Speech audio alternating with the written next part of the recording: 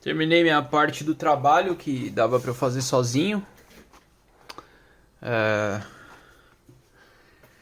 Agora preciso fazer a comprovação final, né? Que é a parte científica. Então, basicamente, como o meu trabalho muda no mundo acadêmico, dentre várias coisas que mudam no mundo acadêmico, uma das coisas é que tem um impacto forte na psicologia, né? Que ele demonstra que o homem não é composto de matéria e mente, e sim que o homem é composto de matéria, mente, espírito. E espírito aqui é uma composição metafísica humana, não é no sentido espiritual ou religioso. Então o homem tem a matéria, a mente, o espírito, a vontade, a percepção, a consciência e a essência. E isso pode ser provado através da neurociência e ouvindo as pessoas que passam pelo processo da teoria do tudo. Então, meu trabalho falta agora a parte da comprovação da neurociência.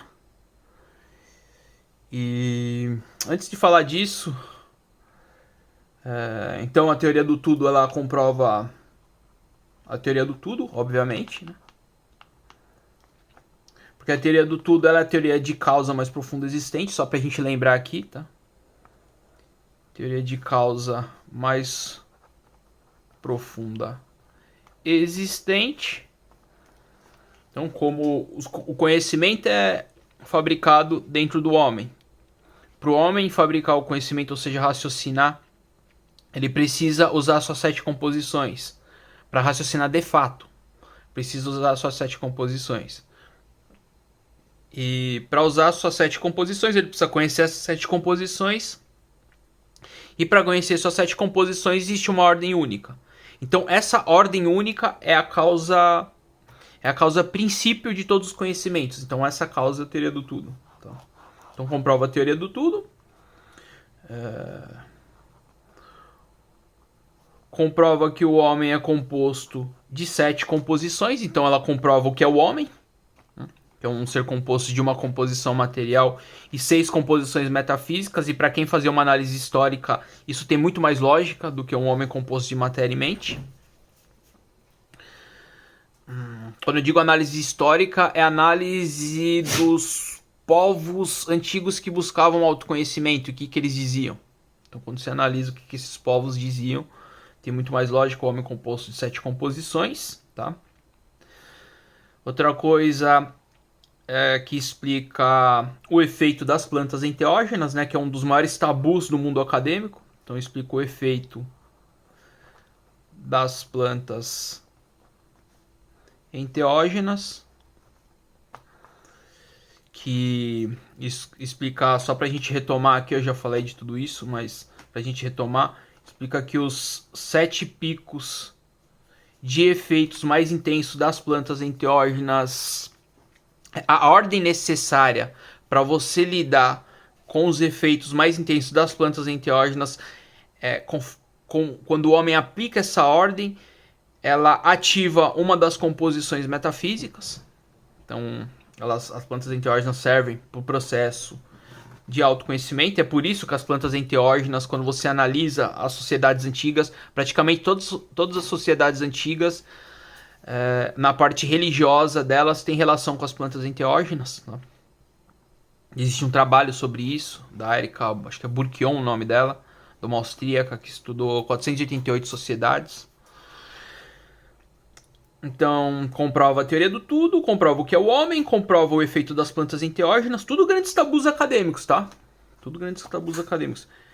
E ela comprova a outra realidade, que é a realidade metafísica.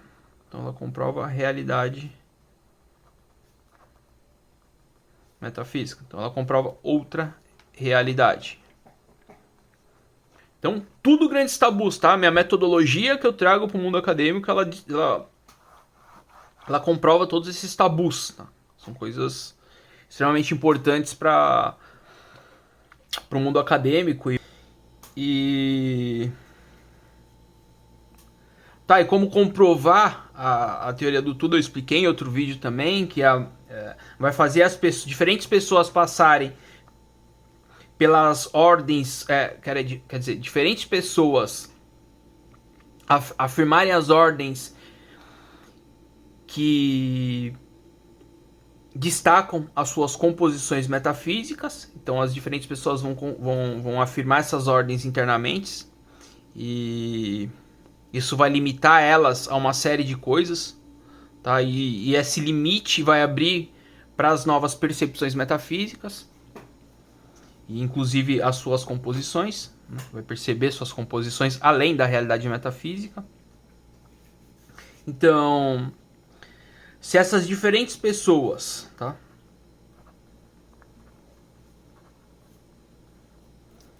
relatam perceberem suas composições, tá? Então se elas relatam perceberem suas 7 composições, isso comprova a teoria do tudo, que isso é a teoria do tudo. E que o homem compôs 7 composições. Outra coisa é na parte da neurociência. Aqui seria na parte do psicólogo, né? O psicólogo aplicar isso com as pessoas, né? Essa ordem interna das 7 composições. E o psicólogo ouvir as pessoas e ouvir o relato dessas pessoas. Outra coisa é a parte da neurociência. A neurociência, ela tem que analisar se existe, conforme as pessoas percebem as suas composições, se existe uma melhor conexão neural, né? Na parte neural, no sentido de evolução. Então, se melhora a parte cerebral. Também, conforme as pessoas percebem suas composições, se as partes cerebrais que são ativadas, conforme elas vão percebendo cada uma das composições metafísicas, se elas são semelhantes. Então, se as atividades neurais são semelhantes, e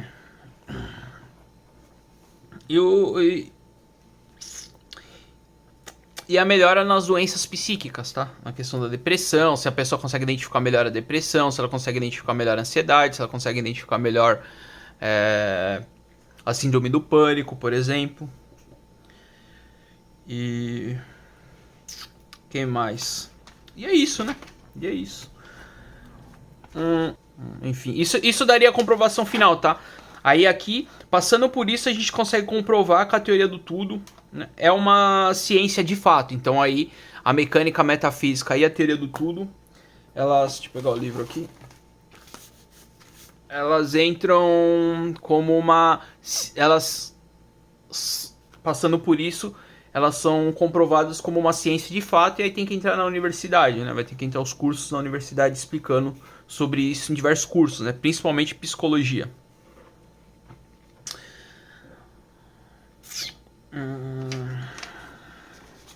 Uma parte que me interessa é se essas pessoas que vão passar pelo conhecer das 7 composições, se conforme elas percebem o processo para conhecer as 7 composições, as pessoas vão perceber arquétipos, né? Arquétipos, locais metafísicos, seres metafísicos. E uma coisa que eu acho muito legal é a parte do... quando elas são levadas para sociedades antigas, sabe? Para locais antigos da sociedade, ou para tribos indígenas que ainda existem, enfim. Então são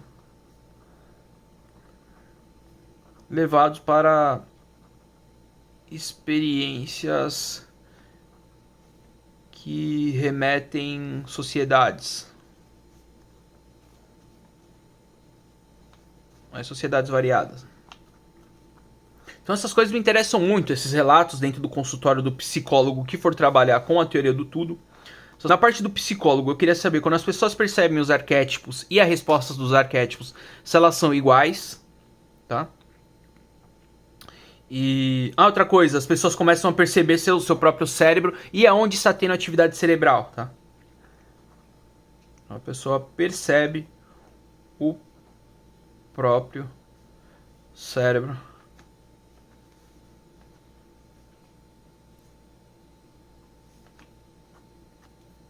Tá? Na parte dos arquétipos, eu queria saber se as pessoas que percebem o mesmo arquétipo e a resposta do arquétipo, se ela é igual. Então isso me interessa, tá? Outra coisa é na parte neural. Quando o neurocientista está analisando a parte cerebral dessa pessoa, e a pessoa já percebe o próprio cérebro, se a pessoa, quando ela indica aonde a pessoa diz que está acontecendo a atividade neural, é realmente o local onde o neurocientista está coletando dados de atividades neurais, tá? Para saber se a pessoa realmente sente o cérebro. Outra coisa, se as percepções metafísicas, qualquer uma dessas, semelhantes, ativam uma parte cerebral semelhante nas diferentes pessoas, tá? Porque isso já comprova o metafísico, isso comprova uma experiência real do metafísico. E como as pessoas percebem o próprio cérebro, elas conseguem dizer, por exemplo, o momento exato em que elas estão saindo da depressão, ou da ansiedade, ou da síndrome do pânico, enfim. Então elas conseguem dizer o momento exato que elas estão saindo daquilo. E aí, se o neurocientista identificar que esse momento exato é igual para as diferentes pessoas, então é possível a gente construir um aparelho que ele diz quando a pessoa está entrando em algum pensamento que lá na frente vai virar uma depressão. Porque uma coisa que eu não falei aqui, a pessoa também consegue não só dizer quando está saindo da depressão, como também ela está entrando. Quando o momento exato em que ela pensa e entra na depressão. Então com isso a gente consegue construir um aparelho, por exemplo, que vai apitar na hora que a pessoa vai entrar num pensamento para depressão, ou para ansiedade, ou para síndrome do pânico. É que síndrome do pânico ela tem mais a ver com a intencionalidade, né? Com a intenção da pessoa. Não tem muito a ver só com o pensamento. Mas enfim, vamos falar aqui da depressão. Quando a pessoa começa a construir pensamento depressivo, é possível ter um aparelho que indique para ela, o que apite, por exemplo, um relógio que apita, ou no celular, apita... Peraí, filha. Apita avisando que a pessoa está entrando num pensamento que lá na frente vai calhar numa depressão. E com isso a gente consegue anteceder o problema. A gente consegue, antes que a pessoa tenha o problema, a gente já consegue vamos dizer qual que é a palavra, uma palavra boa para isso.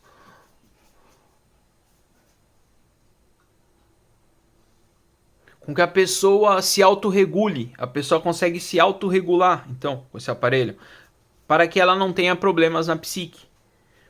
E isso é uma revolução, né? Na psiquiatria e psicologia. Então, meu nome é Arnaldo Galante, sou escritor, tá? Para quem quiser o livro, vou deixar os dados. E quem mais que é possível? Acho que era só isso mesmo que eu queria falar. Eu terminei minha parte do trabalho, agora eu vou ter que fazer parceria com alguma empresa, hein? Não sei com quem vai ser, com quem eu vou fechar parceria, mas vou ter que fazer parceria para dar continuidade no meu trabalho e comprovar na parte científica, comprovar a teoria do tudo, que é uma ciência de fato, tá? E modificar boa parte da visão que a gente tem da psicologia. E é isso.